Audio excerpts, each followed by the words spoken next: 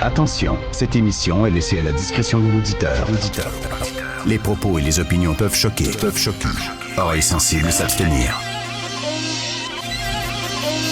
Richard Martineau. Un animateur pas comme les autres. Richard Martineau.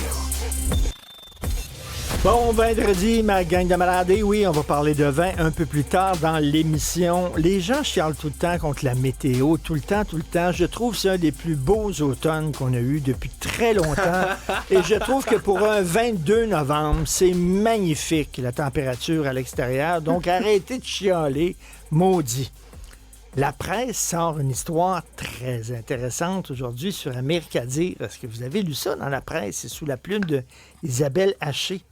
Alors, Amir Kadir, il prescrivait des traitements expérimentaux à des patients, des personnes qui se croyaient atteintes d'une forme chronique de la maladie de Lyme.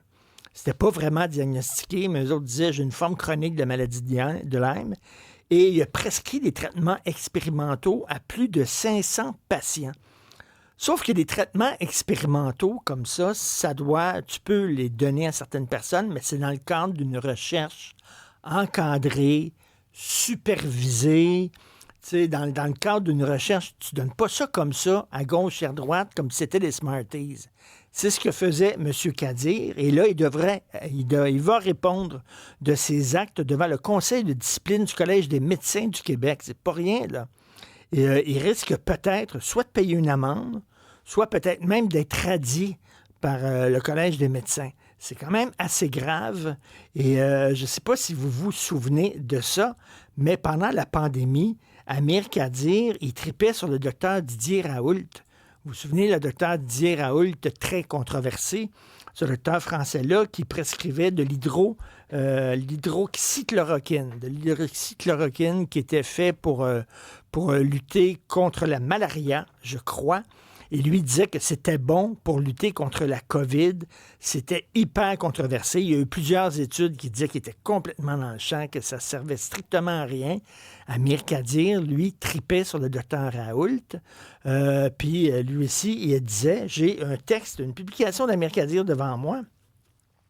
Il disait, écoutez, il faut évidemment espérer que les agences réglementaires cessent un certain aveuglement et surmonter leur rigidité à accepter l'avancement des connaissances ailleurs qu'en Occident sur des produits comme l'hydroxychloroquine, qui ont fait l'objet de campagnes de dénigrement et de SAP injustifiées. Selon des études bien menées, plusieurs de ces traitements s'avèrent utiles lorsque utilisés à un stade précoce de la maladie, ce qui permettrait de réduire la fréquence des complications et la contagiosité des porteurs symptomatiques. Ça a été réfuté par plusieurs études. Donc, il y a tendance, des fois, à accorder une certaine expertise à des complotistes. Voilà.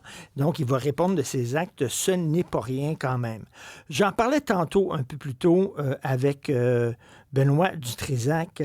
Il y a une offre d'emploi pour être directeur ou directrice des cultures, sports, loisirs et développement social dans le quartier, dans l'arrondissement d'Ahuntsic, Cartierville.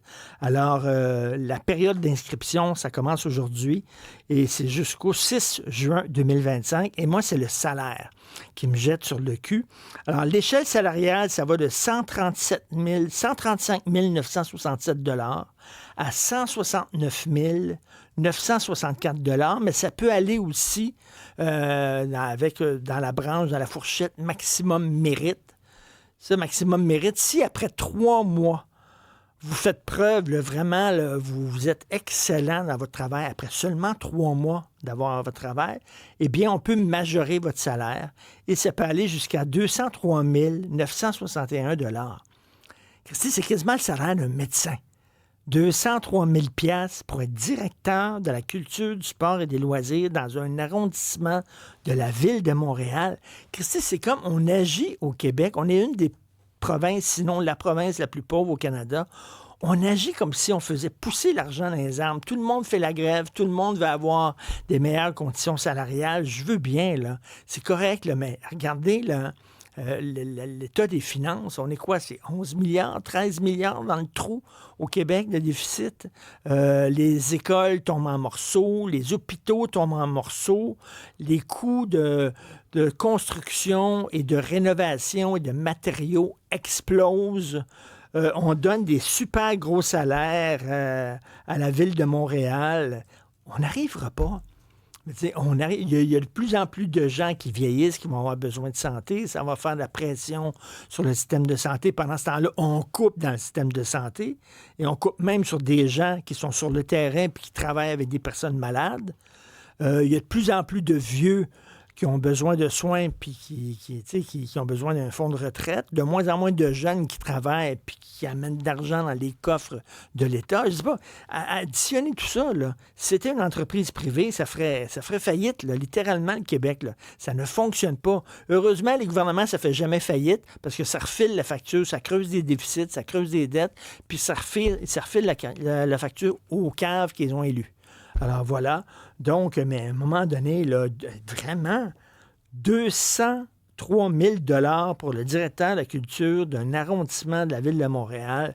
Tabarnouche, hein? 1,1 milliard de dollars pour une plateforme qui est tout croche.